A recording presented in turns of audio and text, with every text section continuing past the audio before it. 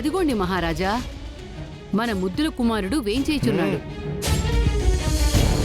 అతనితో పాటు శంఖిని, లంకిని, తాటికి అలాంటి రాక్షసులందర్నీ కలిపి మిక్సీలో వేసినట్టుండి మన కోడలు కూడా వేంచేయుచున్నది. పుత్ర పురుషోత్తమ, నువ్వు ఏసిన పాచిక పారినదా?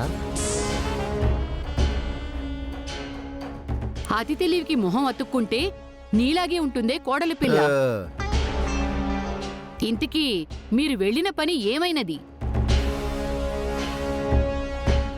ఏమి సుపుత్ర, ఆస్తులు వ్యాపారాలు మనకు వచ్చాయన్న ఆనందంలో నీ నోట నుండి మాట వెలువడటలేదా? పోని నువ్వన్నా చెప్పమ్మా కోడల పిల్ల. నాన్నా, అమ్మా, ఏంటి మీ విచిత్ర భాష? అసలు ఆ మాటలేంటి? కోటాను కోట్లు వస్తున్నాయిరా మనకి. వాటితో మనం ఒక కోటను కొందాం. అందులో నేను రాజుని. నేను మహారాణిని. నా దాసి మాత్రం ఇదే. ఏ ఆపండి వేషాలు, మీ మాటలు కట్టి పెట్టండి. ఏరా ఏమైంది? గర్ద గుడ్డైంది మావయ్య. ఓ, అంటే ఆ సత్య చేత సంతకాలు పెట్టించలేదా? పెట్టించలేదు.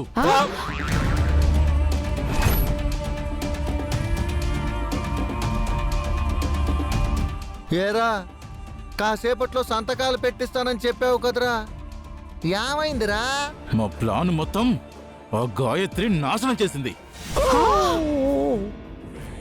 గాయత్రి నాశనం చేయడం ఏంట్రా? అసలు ఏం జరిగింది?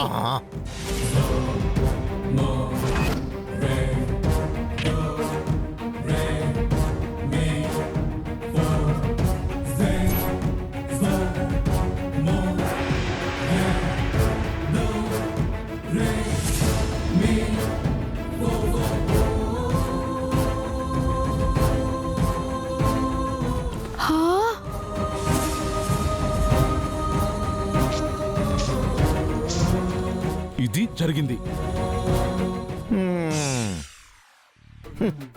అయ్యో, ఎన్ని కలలు కన్నావురా? మా కలలన్నింటినీ ఆ గాయత్రి కూల్చేసిందిరా. ఫణి, మనం ఇన్ని రోజులు ఆ అనంత్ గాయత్రి విషయంలో పోనీలే అనేసి వదిలేసాం. కానీ ఇక మీదట అలా వదలకూడదు. మరిప్పుడు ఏం చేద్దామంటారు? ముందు ఆ గాయత్రి అడ్డు తొలగించుకుందాం. నేను చెప్తుంది నిజమే. చిన్నప్పటి నుంచి ప్రతి విషయంలోనూ ఆ గాయత్రి అడ్డుపడేది.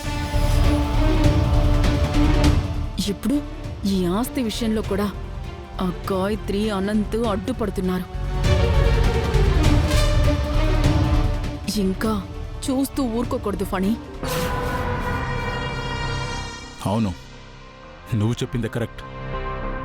మన ఆస్తి కోసం అడ్డుపడే ప్రతి ఒక్కళ్ళని ఏరుకుంటూ వెళ్ళిపోదాం.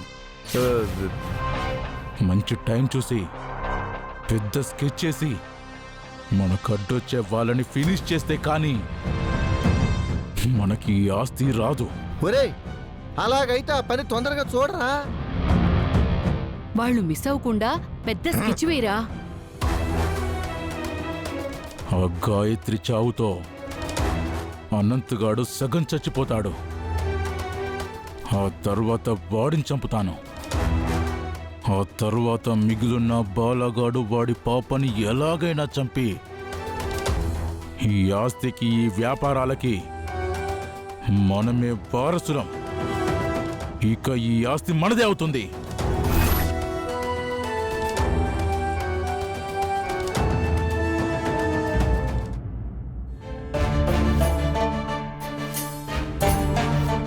సత్య, సత్య, సత్య,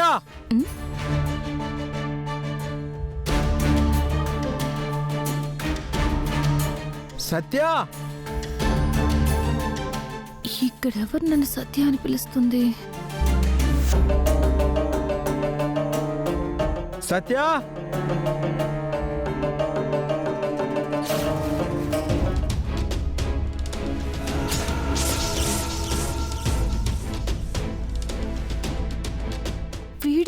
వచ్చాడు?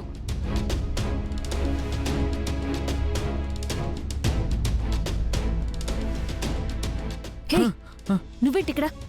ఎందుకు వచ్చావు? ఏం లేదు, ఊరికే వచ్చానులే. నీ డ్యూటీ అయిపోయింది కదా, పద మన ఇంటికి వెళ్దాం. నా డ్యూటీ అయిపోవడం ఏంటి? అసలు నీకు ఇక్కడ ఏం పని? ముందు ఇక్కడి నుంచి వెళ్ళు. నేను వెళ్తానులే, నువ్వు కూడా వస్తే ఇద్దరం కలిసి వెళ్దాం రా. హ? ఏయ్, ఊర్లో లహరి పాప నీకోసం ఎదురు చూస్తుంది, అలాగే మీ ఇంట్లో వాళ్ళు కూడా నీకోసం ఎదురు చూస్తుంటారు కదా. ఇప్పుడు మన ఇద్దరం కలిసి చక్కగా వెళ్ళిపోదాం రా. ఏంటి? అమ్మో, మనిద్దరం కలిసి చక్కగా వెళ్దామా? అక్కడ నీ పాప నా కోసం ఎదురు చూస్తుందా? అవును, ఏ పాప అయినా అమ్మ కోసం ఎదురు చూస్తుంది కదా. తస్సదియ్యా. ఈ చేత గోబ మీద కొట్టానంటే గులాబ్ జామ్ అయిపోద్ది. అదేంటి అలా అంటావు? నా పాప కోసం రాకపోయినా అక్కడ మీ ఇంట్లో వాళ్ళు ఎదురు చూస్తుంటారు కదా, వాళ్ళ కోసమైనా రా. ఏ, మా ఇంట్లో వాళ్ళు ఎదురు చూస్తే వాళ్ళకి నేను చెప్పుకుంటాను. మర్యాదగా నువ్వు ఇక్కడి నుంచి వెళ్ళు. లేదు, నువ్వు వస్తే మన ఇద్దరం కలిసి వెళ్దాం. నేను నీతో పాటే ఊరు వెళ్తాను.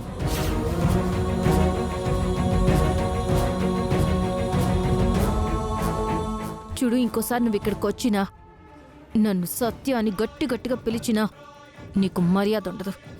నువ్వు అసలు వెళ్ళు ముందు. లేదు, నువ్వు వస్తేనే నేను ఊరు వెళ్తాను రా. అవునా?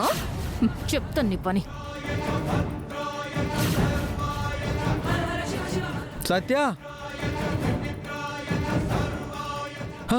మర్యాదగా వెళ్తావా? లేకపోతే నిన్ను కత్తితో పొడుస్తాను, అమ్మా, లేదా నేనైనా పొడుచుకుంటాను. నీ ఇష్టం, చెప్పు. వద్దు. సరే, నువ్వు అలానకు సత్య. మర్యాదగా వెళ్ళు, లేకపోతే నీకన్నా గాయం చేస్తాను, లేదా నేనైనా గాయం చేసుకుంటాను. వద్దు వద్దులే, నేనే వెళ్ళిపోతాను. నీకు గాయం అయితే మళ్ళీ నేనే బాధపడాలి. అబ్బా, ఇలా కాదు, నేను కోసేసుకుంటాను. అబ్బబ్బా, అబ్బా, వద్దు వద్దు వద్దు, నేను వెళ్తానులే. నువ్వు జాగ్రత్తగా ఇంటికి వచ్చే. బాయ్. వెళ్ళ. అట్టుకోదు, ఇటెళ్ళు. సరే అమ్మా. వెళ్తావా లేదా?